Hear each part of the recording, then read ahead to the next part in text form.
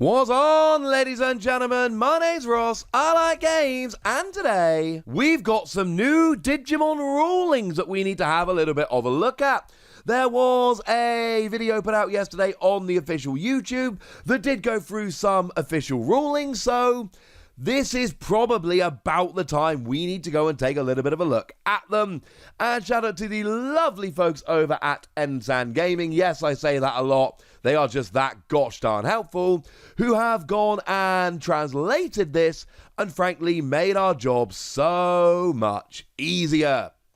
So let's go and start off having a little bit of a look at Chaos Dukemon. Now, Chaos Dukemon has a skill, or Chaos Gallantmon as we would call it over here, whereby once during your turn when your other Digimon is deleted, you may play a purple level 3 Digimon from your trash without paying its memory cost, and you don't get the play effects as normal.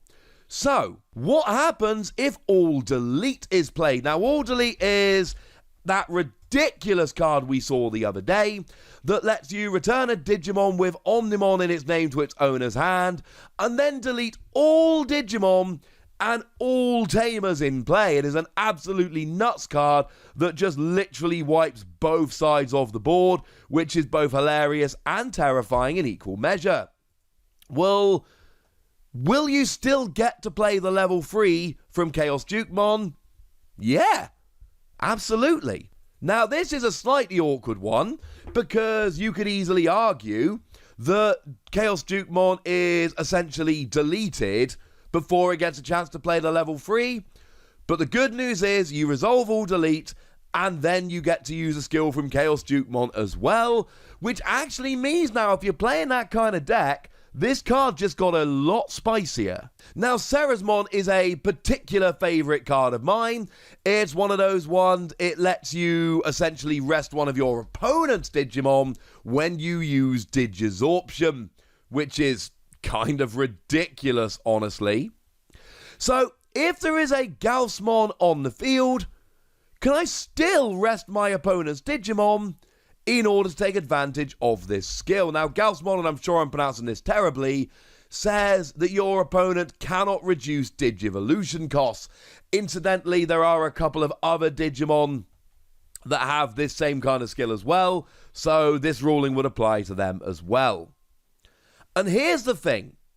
You can use Ceresmon to rest one of your opponent's Digimon, but you cannot then use the Digisorption to lower your cost. Essentially, the way it works is you go, oh, I'm going to use Digisorption, I am going to rest one of my opponent's Digimon, and you do, and it's all good. But then you look to reduce your evolution cost, and you go, oh, wait, I can't reduce my evolution cost. There is a skill that is preventing me from doing so. Now, one of the things we did see for the first time in BT5 are white option cards, like, for instance, All Delete. And then, of course, we get, and this seems like a fairly obvious question to me, but it's one of those, everything's obvious when you know the answer, and I have had this question from a bunch of people. Do you need to have a white Digimon or a white Tamer in play in order to play a white option card? Bearing in mind, of course, we do have we have some white Tamers now from BT5, like Nokia Shiramine, and we've always had white Digimon. They just tend to be some of the rare ones around, like Omnimon. There aren't many, but there are a few hanging out there. And the answer is, well, of course you do. The rule has always been that in order to play an option card, you must have a Digimon or a Tamer of the appropriate colour in play. Nothing has changed, ladies and gentlemen. So if you want to play a white option card, you must have a white Digimon or a white Tamer in play. Now, one of the cool new cards we got in BT5 was this Omegamon or Omnimod X Antibody. Seems like a pretty good card, if I'm honest with you. Seems like one that might see a little bit of play. And that one has got a skill whereby when you're attacking, you can delete one of your opponent's Digimon with power less than or equal to it. Seems like a pretty good skill. Well, it attacks, and my opponent has an Omega Antibody X on his battle area as well. I should remind you that Omega X Antibody has a second skill whereby when your opponent's Digimon attacks, you may trash 2 Digivolution cards to end the attack. So what actually happens? Can I attack and delete the Omnimod X Antibody, or can they use their skill to negate the attack? And the answer is due to turn player priority, i.e. the player whose turn it is activates their skills first. So first, if I'm the active player, I attack, I delete my opponent's Omnimod X Antibody because they've got power equal to or less than mine.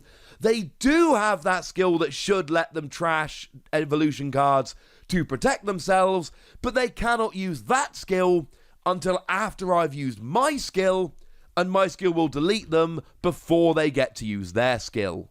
Gutted, quite frankly. Now there is another little question here that honestly largely comes down to wording. So when attacking, and when one of your Digimon attacks, what's the difference? Well, when attacking is when this particular Digimon is attacking. And when your Digimon attacks is an effect that is triggered when one of your other Digimon other than this one actually attacks. The thing is, they're both triggered at the same time, essentially. It doesn't really matter, but just in terms of the wording there, just a nice little clarification, quite frankly. Now, KiseNail, this is a card that we have had for, well, frankly, we've had it for a very long time, ladies and gentlemen. KiseNail actually came out back in the blue starter deck.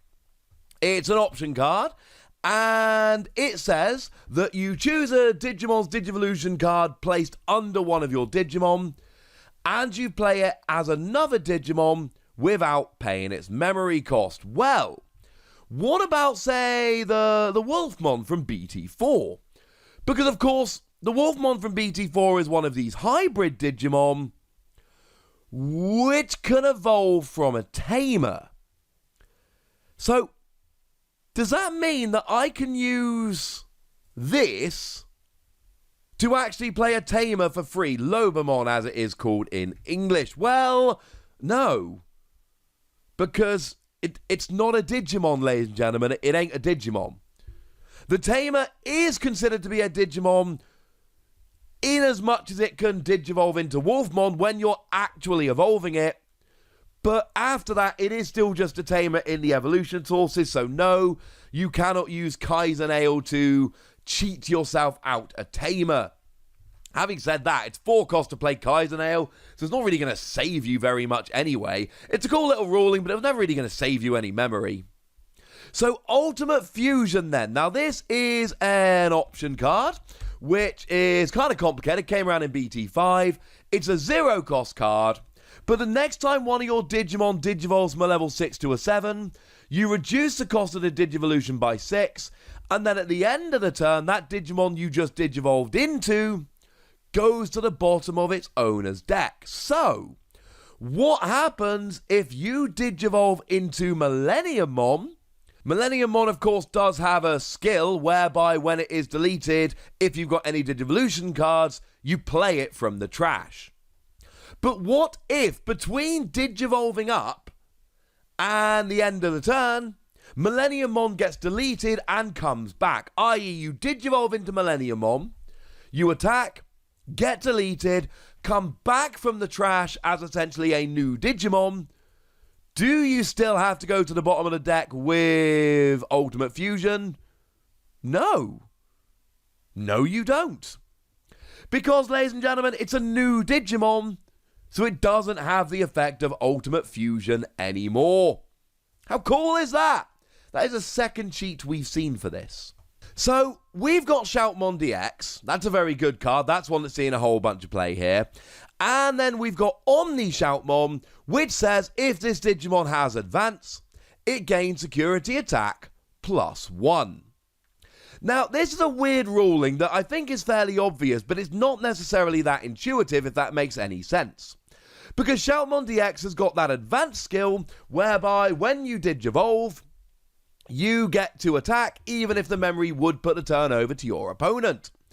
But then you've got this Omnishoutmon that gives you security attack +1 if you've got advance, but advance only actually works once and then essentially does nothing. Well, the ruling is it stays around, i.e., the Digimon always has advance. So for the purposes of something like Omnishoutmon, we consider a Digimon to always have advance, even though advance in terms of its usefulness only actually comes in once. The Digimon always has advance, it has just essentially run out and can't be used anymore. So Sonata Errata is a really nice new tamer card that came around in BT5, really good for these Diaboromon decks. And it's got a skill whereby when you Digivolve into a Diaboromon, you get to play a Diaboromon token when suspending it. Well, what if I've got one of my Digimon has got Keramon or Chrysalismon and evolves into Diaboromon, but I've got 2 Sonata Errata out? Do I get to rest both Sonata Errata and play 2 Diaboromon tokens? Yes, you do. There's nothing on the card that says you can only activate this skill once during your turn, which means if you've got multiples out, you're only using each one once, but if you've got multiples out, you can use multiples of them. Do I get 1 memory for each Diaboromon that comes into play from Chrysalismon? Yeah, absolutely you do. Because again, this is one that actually doesn't even say limited to once during your turn, which is kind of ridiculous. If we take a look at Chrysalismon, it just says, if you play another Digimon that has the same name as this Digimon, you get 1 memory. There is nothing there that says once during your turn, so even the once during your turn, you can use multiple times like Errata Sonata, or that one you rest it, if you've got multiples out. But if a card does not say once during your turn, it is not limited to once during your turn, and frankly, ladies and gentlemen, this is a rather huge advantage indeed. It's probably a skill, a combo, whatever you want to call it, that you should be keeping an eye on. And finally, we've got that new Iva Takumi, one of these new tamer cards that came around in BT5. And I suggested this was a ridiculous tamer card that is going to see rather a lot of play. When you Digivolve one of your Digimon, you get to draw a card if you suspend it, and all level 3 Digimon gain when attacking, lose 1 memory. Well, if I evolve my Digimon with when evolve effect while I've got Iva Takumi on the battle area, which effect will go first? I.e., do you draw a card or do you get the evolution effect first? And the answer is they trigger at the same time. So, dealer's choice. You're the active player, which means your skills activate before your opponents. But in terms of when they actually activate and in which order, completely up to you, ladies and gentlemen. That is absolutely up to you. All of your skills will activate before all of your opponents. The order in which your particular skills activate are very much up to you. So, whatever suits you better, ladies and gentlemen. Whatever suits you better. And those are the new rulings. That is what you needed to know. Shout out again to the lovely folks over at Ensan Gaming for providing our translation. That was rather lovely indeed. And now, ladies and gentlemen, it's over to you guys. Tell me what you think about these rulings. Tell me which one of these you think is frankly awesome. Go nuts in the comment section, but be nice, would ya? And then make sure you like this video, subscribe to this channel, follow me on Twitter at the Wossy. That's where we talk Digimon and a whole bunch of other card games. And please do consider checking out patreon.com/PTCG Radio, where you can support the channel, get some bonus podcasts and all kinds of fun things. But by far the most important thing as always, look after yourselves till next time, would ya? Thank you very much for watching. My name's Ross, and you've been watching Wossy Plays.